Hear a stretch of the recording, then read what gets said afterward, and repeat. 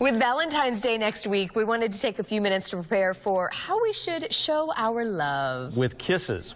That's the secret word for this segment. In addition to loving your intimate partner, you should also show love for your friends and family. Which we're going to learn here. That's an American thing. Our etiquette expert Sharon Schweitzer is back to give us some tips on pampering that special someone. Good morning. Good morning. Happy early Valentine's Day. Thank you, Carly. Happy early Valentine's to you and Jerome. Yeah, you were saying that we do Valentine's much differently than the rest of the world.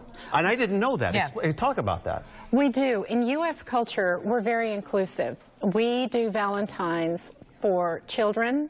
We do it in classrooms. We do it among friends, significant others, spouses. We even have bromances. But in Europe, it's not like that in Europe. No, it's not. What do they do? Well, in Europe, it's very different. For example, in the Czech Republic, they did not celebrate Valentine's until after the Velvet Revolution in 1989 because they were more concerned with other things. In Italy, they have little kisses, little baci, and baci means kiss in Italy, so they give each other little chocolates, but it's only between lovers, spouses, significant others. Children do not celebrate Valentine's in Italy. And the same in Germany and in France. It's an adult holiday. Well, I love that we are kind of celebrating love, no matter where you're getting it from. I mean, it is a cool thing that we do here, even though we were talking about it's, you know, the cards and the candy can be a little much.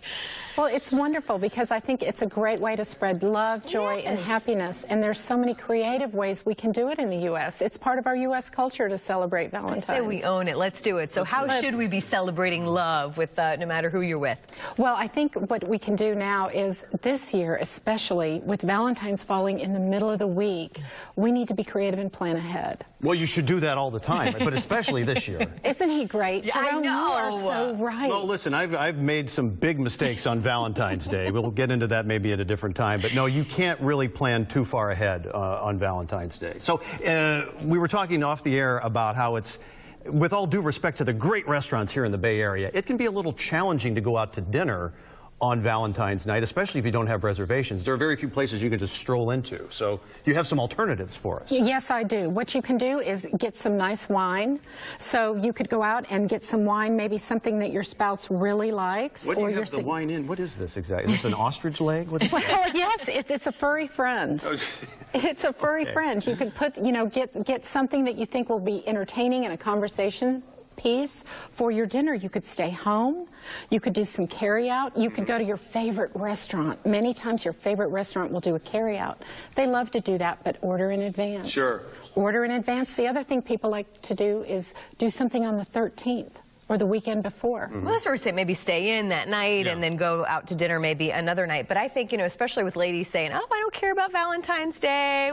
Don't listen to them. That is the biggest lie in the world. Every woman loves Valentine's Day. And But wouldn't you agree, though? I think as long as women thought or some effort put into something. That's right. You can go and get a bag with some nice little hearts on it and put some tissue paper in it. You can go get fresh flowers. You know, women love jewelry. And there's some pretty little bags over there by you, Carly. You can put some nice jewelry in it. There's wonderful jewelry you can buy. Women always love jewelry. And if you're going to be traveling on business, like so many people do, then get a card.